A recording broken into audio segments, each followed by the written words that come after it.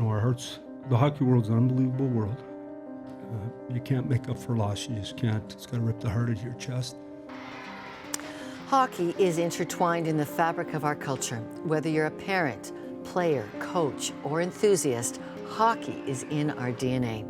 But an unspeakable hockey tragedy has struck the small town of Humboldt, Saskatchewan. The Broncos set out on a bus destined for their playoff game number 5 north of their hometown, but they wouldn't arrive. Their bus collided head-on with a tractor trailer. 15 people dead, 14 others, most of the survivors, remain in hospital. Today on Context, we witness the light this small town is bringing to the world. I'm Lorna Dewick. I'm Sheldon Neal. And I'm Molly Thomas in Humboldt, Saskatchewan. And this is Context.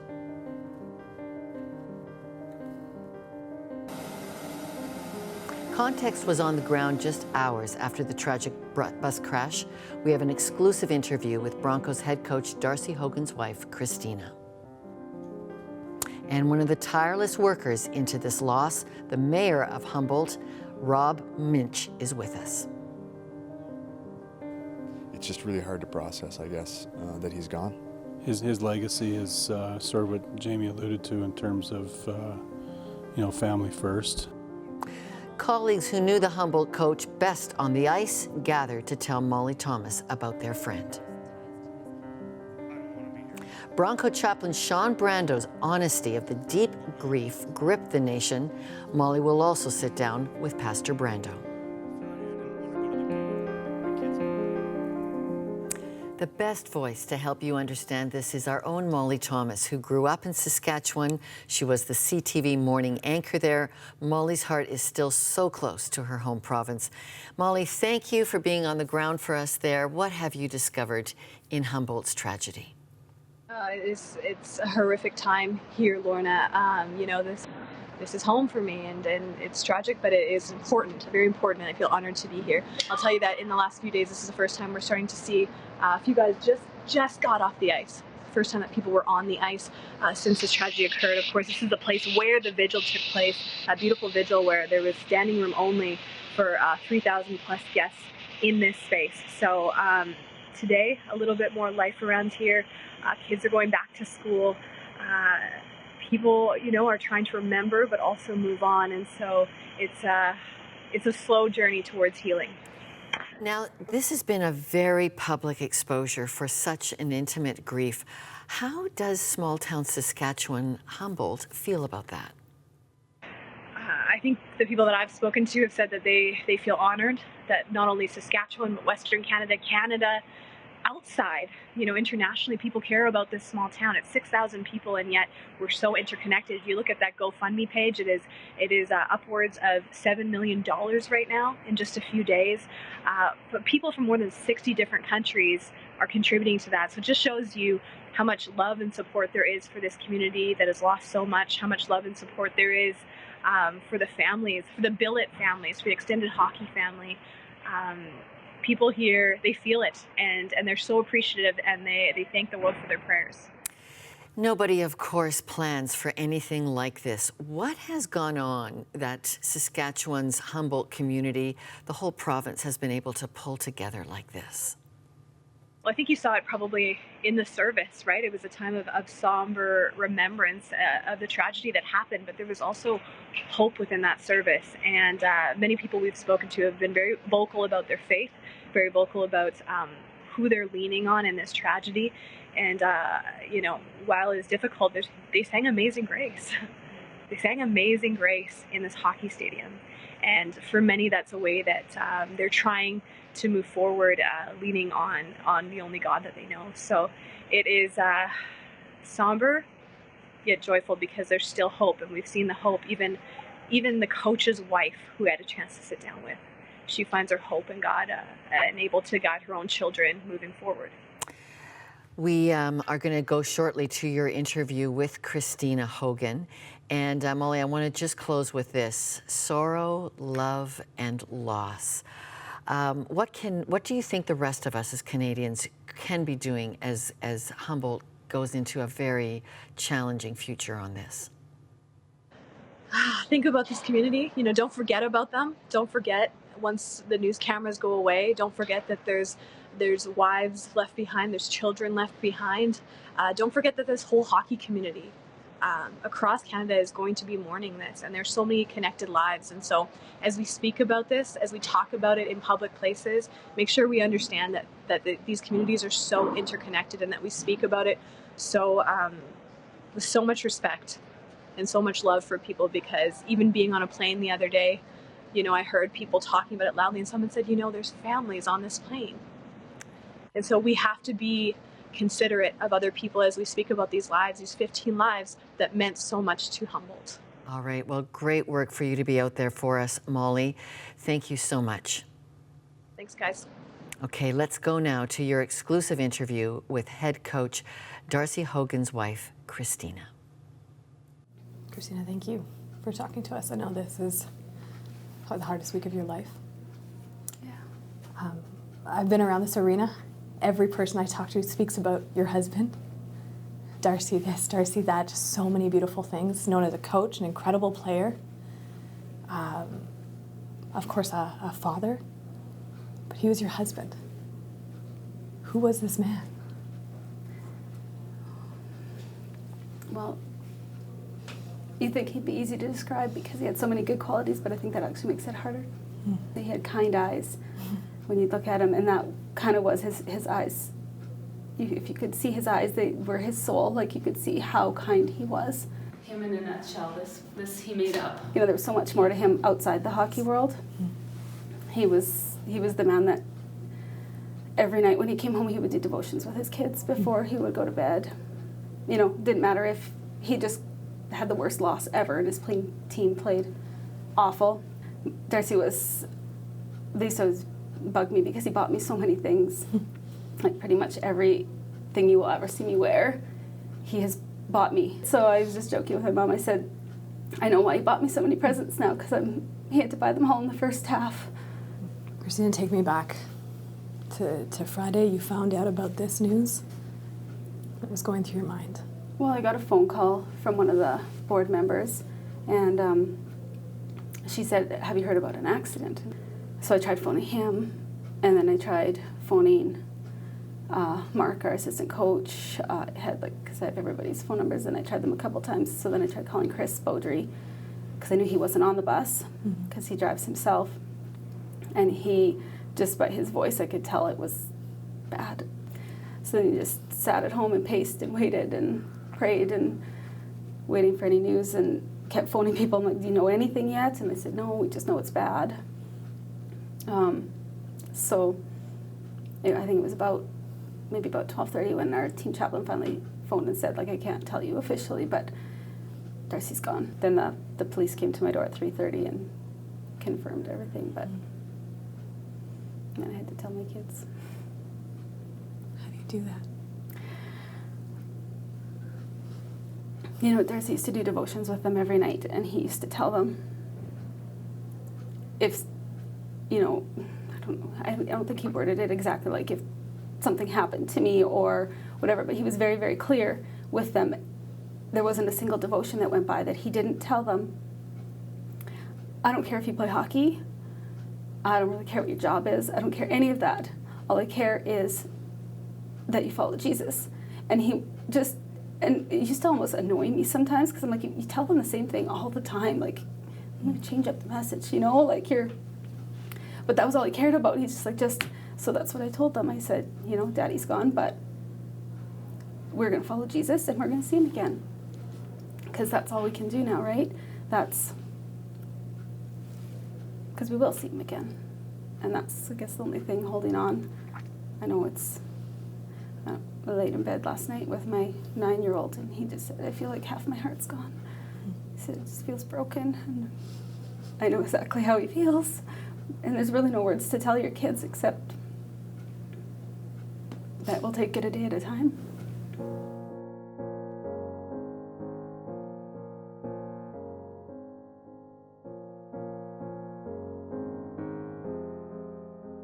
Why did he care so much about not only shaping hockey players, but shaping lives? So many times I would get frustrated with hockey, hockey was totally consumed him. And it's just like, why? Why do you have to put so much effort? Like, you could coach and not put so much into every one of these kids and probably still be successful. And he's like, that's not how I do it. And I was like, I don't even know if you're making an impact. Like, I don't even know if they care. I've been getting like a million messages and stuff, but the ones that I really, really love are the ones from a lot of his old players. And they keep telling me what an impact he made on their lives, and the support that they're giving us, there's, you know, is just incredible. And I was like, he knew that these are the people that are supporting me and my kids now, that he, you know, put so much into at one time.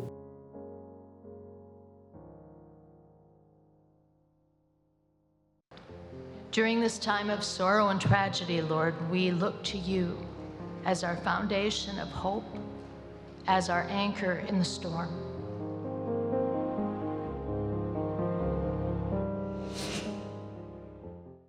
Nearly 2 billion users and counting. Facebook now connects a quarter of the Earth's population, but will it stop growing now that the company's free app is causing grave concerns about its users' privacy? That's coming soon to Context.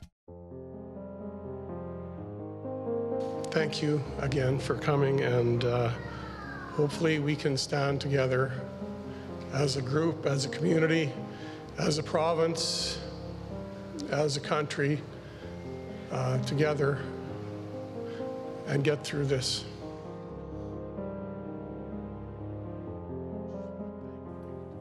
The Humboldt community has changed forever. Our next guest has been working 24/7 trying to lead his community through these terrible times. Mayor Robert Minch, thank you for joining us now from Humboldt. How are you holding up? Well, it's been a tough couple days here, but you know, there's our community has been so supportive, and not only our community, but the province, the country. You know, so we're relying on the positive feedback from everybody to carry us through this. Well, one of the things that I did that really stuck out for me was when Premier Scott Moe said, "Let the strong arms of Saskatchewan embrace you," as he was speaking to you as the Humboldt community. What do you think those strong arms of Saskatchewan are? What are some of the qualities? Well, he was referring to the people, and you know, the people of Saskatchewan have always been, you know, when this happened, not only our local community, but the surrounding towns and cities have just reached out. It's just been amazing. My email, I talked this morning to both the mayors of Saskatoon and Regina who have offered their staff. We're getting so inundated with offers of help and donations from around the world, and quite frankly, I can't even keep up with the emails. And so they've offered their staff to help us filter through all these offers from around the world and put them together so that we can you know, stay on top of everything. So it's been amazing. We've had hockey teams and vigils put on the same time we did ours on Sunday evening from around the province. It's just been amazing at what people have done. Oh, it's incredible. Another really just new frontier for you all, of course, is the GoFundMe page for the Humboldt Broncos. It's over $7 million. Help us understand where the money will go. What are you looking at in managing that? Well, that's something that will go towards the Broncos, the players and their families that were in this horrific accident. And the Broncos have indicated, I believe, that they're gonna hire a third party to try to sort that out for them as well. A little bit of arm's length, because you know, it's being involved with the families personally and that type of thing. I think it's just all overwhelming to everybody. You know, so that's how it stands at this moment. But I think you'll have to talk with them, I think, to find out exactly what their plans are. But quite frankly, they're dealing with the players right now. That's their number one concern. I just met with the Bronco president, Kevin, again this morning, and he says, I got to go. I got to drive back to Saskatoon and go visit my boys. So that's their top priority. They haven't even, put a lot of thought into what goes next with all this. Okay, you shared, as a community in Humboldt, you shared your faith in God with the whole nation, helping us grieve along with you. Are you surprised how deep the faith community has been woven into this aftermath? Well, that's always been a part. We have the local ministerial committee here that has always been cooperating on these types of things, and that was put on by them. They came to me Friday night, just shortly after this all happened. We came down to the arena. Everybody, the whole community, just found their way down here, and they said we have to do something like this. And it started out as being just maybe a quick prayer service down at one of the churches, and then it started snowballing from there, and it ended up with what we had on Sunday night here. It was by far the largest event our city has ever held, and it was put together in less than 24 hours by countless volunteers, and people just came together. Like, we've done this before. Somebody asked me this today, is this surprised you? And I said, no, it hasn't, because we've done this time and time again. And this is like any other Saskatchewan community. Everybody comes together. This has just been magnified, 100-fold or 1,000-fold of what we usually do. But it's just been that big, and it was just amazing how it worked. It was an amazing thing to see your community reach together to each other, to their God, on Sportsnet, no doubt. And thank you for doing that for us. We will keep you in our prayers, and thank you for joining us, Robert Minch. Can I just say a last thing? Yes, to close? please do. I'd just like to thank everybody that across this great country of ours, of all the support we've been getting, and the emails and the flowers. I don't know if you can see center ice in front of me, or behind me, sorry. It's just full of flowers around, and we have started putting them off site because we can't keep track of them all. So thank you for your thoughts, your prayers, your best wishes, and for everything that everybody has done for our community. Absolutely, and they don't stop yet. All right, thank you very much, Mayor Minch. Thank you. Bye-bye. Bye-bye then. We go once again to Molly Thomas, who's with two of the coaches who knew Broncos head coach Darcy Hogan from his early days in hockey. I'm here in Humboldt with the hockey coaches from Trinity Western as well as Briarcrest College and Seminary, with close ties to this community because of one man, Darcy Hogan. Barrett, let's start with you. You knew him back in a time when you were his chaplain. Yeah, in the mid-'90s, Darcy was a young man that had just gotten traded there and started coming out to chapels. And as a 20-year-old, he came with a faith and a knowledge in Jesus, and like any junior player, has the ups and downs of life, and ended up getting a scholarship to Northern Michigan University. And so wished him obviously the best of that time. And a short time later, Darcy had come back and was wondering what to do with his life, and I was there to try and convince him to come to Briarcrest. When he came back from Michigan, he'd sort of fallen out of love of the game, and was maybe even questioning life and what his purpose was within it. And so we were back, actually. He was in Estevan helping out at the Estevan Bruins camp. He was standing in the penalty box. I came skating across the ice and said, "Hoagie, you need to come to Briarcrest." A short time later, he was able to get processed and phoned his dad and said, "Sorry, Dad, I'm not coming home. I'm going to stay here at Briarcrest." And Jamie, you know just how good Darcy was because you played with him on the ice. Yes. You were the head captain. He was, assistant captain to you. What are your best memories of Darcy? We were, a struggling program at that point in the ACAC, and he came in and was just such a scorer for us. Those 2 years he was with us, and I've heard guys reminiscing, all these last couple of days, just how great of a player he was for us and a leader, and really was an important time for him and all of us as we continued on the journey in our faith and in the game, and just neat to have him a part of it. Barrett, what will you take away from Darcy's life? Family first, and so being here the last couple of days and supporting the families at the hospital as well as Darcy's family here in Humboldt, we were able to see his young boys at work. just last night or the night before. All the adults in the room were struggling to even speak or utter a prayer. And Carson tapped his grandpa on the arm and said, "I got this, Pops," and stepped up and prayed a prayer that would be from the front pulpit of any church. How are you doing, Jamie? I mean, you've known him for so many years. It's been a hard couple days for many. Certainly just reflecting the encouragement that he's been to me and so many, giving time, always time for a phone call and just to encourage.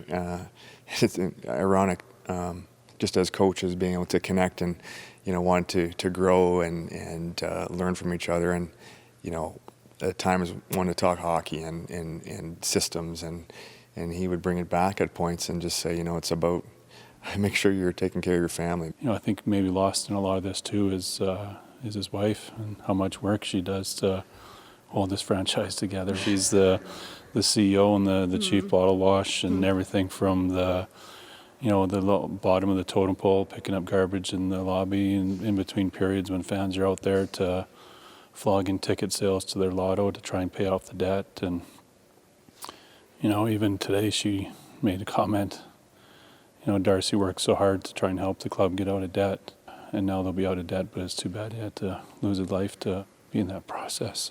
You both have a difficult job. You have to go back into locker rooms. You have to go back onto buses with people that love this game. What are you going to be telling your boys as they lace up next season? I think, at the end of the day, we can't live in fear, and we're made with passions and gifts, and whatever we're doing, wherever we are, that we can find a deeper purpose in what we're doing it and why we're doing it. It's just really hard to process, I guess, that he's gone. And we know that he's in a better place. He's, it's something that we have to process, of course, and it's hard, as Pastor Sean was saying today, to really realize what's all taking place. But for that family to replace what's left, we'll take an army of other people. Hockey has a spiritual life. The Humboldt Broncos had a team chaplain. He took some time to sit with Molly Thomas. Sean, we're on center ice, home of the Broncos. What's it like walking into this building right now? I think this is probably, I didn't know how this would go, but this is pretty fitting because, just every practice the guys would have knelt just like we're kneeling right now, all the way around the circle, and Darcy would have stood in the middle and addressed them, and it's, how do we process now? And after a game, you might lose, you might win, but Darcy would stand in the same spot in the same way and just say, here's what we got to do. And that's what we're looking for, is those answers, and we need a coach. We need help for how to do that. And so, this is fitting. So, thank you. Sean, you're the chaplain here. You're supposed to be strong for this community, to point them to something bigger. But people forget. People forget that Darcy, the coach here, was your best friend. I needed Darcy, and I still need Darcy. I miss Darcy. I don't know. I'm still a human being. You guys all know that. I'm not doing perfect. I'm not doing okay. But we're trying to be strong, and I'm thankful that, being a Christian or being a pastor doesn't put me on some island somewhere. I'm surrounded by other brothers and sisters in Christ who come and just pray and be with me. And another pastor just phoned me and just said, "Brother, you got enough on your plate. I'll take your church for the next 2 weeks." And I'm not alone. Neither is anybody else. And so we're okay. Sean, what are your conversations like with the Lord right now? I mean, you were one of the first peoples on that scene, right? I mean, what are you saying to God? I don't know. That's between me and him. That's I don't have any words of wisdom in how to pray very much. I just just to be real with God. Sometimes I'm thankful. Sometimes I feel refreshed just to watch my kids play on the ice. Sunday night, I thank the Lord, and there are a lot of those moments I'm just trying to pause and give thanks to God. I think that's sometimes a hard thing to do, but it's a healing thing to do, in a time when there's so much hurt, and I could sit here and cry out to God. I also need to thank God for those little things and those ways that we're seeing Him work. And so, how do you do that, Sean? I think that people across the country are wondering why this arena was filled with the name of Jesus. Why Amazing Grace was sang. Like how do we as a nation do that? I don't know. It's because it doesn't make any sense. Someone asked me the other day, well, how on earth can you sing Amazing Grace? And well, how can't you? Grace is something that we don't deserve, and Christ came into a really broken, dark world. And when He came first, He came in the midst of this from the very beginning. He knew even before this tragedy happened what kind of a world we live in, and that is an amazing, amazing grace. He could have stayed up there in heaven where everything's perfect, but He made Himself nothing, and He took on the form of a servant. And how else do you rejoice over anything if it's not for that grace that doesn't just sustain, and save us for heaven? It sustains us for life, and that's the amazing part of grace, I think. But how do we grieve as a family and as a country? How is it possible that we could talk about Jesus? Who else would we talk about? I just don't know. What a privilege to be able to talk about Jesus. I don't know. I don't know how it happened. It's all Him. It's not me. So. Thank you. Very difficult. Amazing grace, how sweet the sound that saved a wretch like me. We need to say thank you today to the families, community, and faith leaders in Humboldt for showing us their faith. There's really two kinds of faith in a crisis like this. The parents who are sitting under darkness. There's a saying that goes, God's face is veiled. When you're grieving, your life is numb. You're unable to feel God's care and God's love. And then there's other seasons of our faith where we do know God is still there. We're living in His light. And it's those people that are in the bright season of a faith connection that will need to reach out to the Humboldt family members that will be in the dark season of faith for some time. So for all of us at Context, we pray for you and our hearts are with you. Here is our team's farewell to Humboldt.